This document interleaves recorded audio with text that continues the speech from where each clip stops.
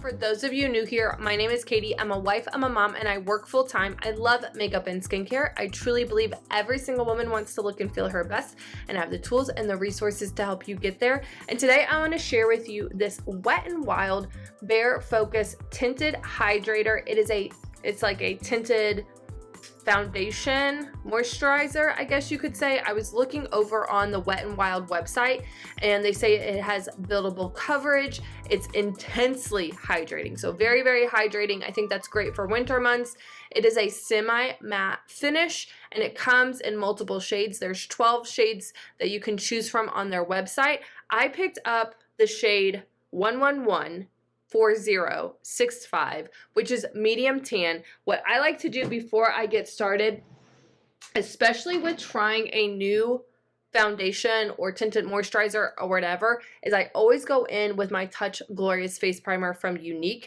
I think that using a face primer, whether the product says you need to or not, makes the biggest difference in how your makeup wears throughout the day. It helps it last a lot longer. Also, primer fills in your fine lines and wrinkles, and so I like to massage a little bit of that face primer all over my face about 5 minutes before I go in with my foundation, or in this case a tinted moisturizer. So give me a couple minutes and I will be right back. So let's get into this foundation. What I'm gonna do is open this up. This is a brand new bottle, so you can see it's sealed here. I'm gonna take off the seal and open that up. I thought it was gonna be a little bit more tricky with having that primer on my hands, but I was good to go. I'm going to be using my Kabuki brush from Younique. I love using my Kabuki brush to blend out any of my foundation products. You can definitely use your hands, a sponge, whatever you feel most comfortable. I personally prefer the Kabuki brush. So what I'm going to do is I'm going to just take a little bit of that product onto my Kabuki brush. I like to start out with a little bit and then kind of see how the product looks on the skin and then go from there.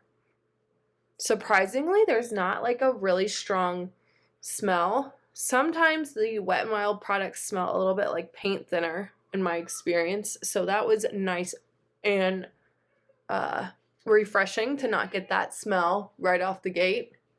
And you can see it's giving me a little bit of coverage. I'm now going to take a little bit more product and build that coverage up. I want to see how buildable the coverage really is.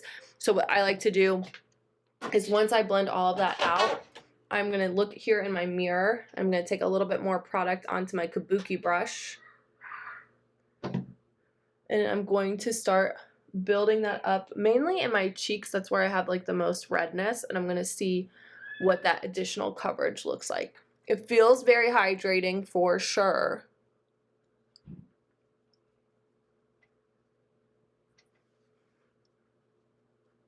And I always make sure that I go all the way down my neck so I don't have any makeup lines. Even though this is more of like a tinted moisturizer and maybe not as full coverage, you still don't want makeup lines, right? It's definitely more of a dewy finish. It said it was semi-matte. I'm not really seeing the matte piece. Like, do you see all of that shine? So for me, I'm not super crazy about the shine. What I would do is go in with either a translucent setting powder or a pressed powder to kind of tone that down a little bit. But I do feel like the coverage like built very, very nicely. So I am impressed with that.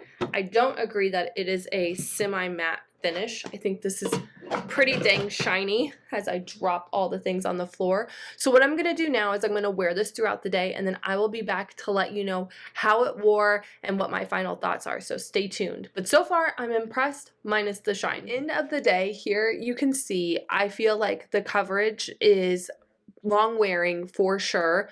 Definitely a little bit more shiny. I even used, what did I use?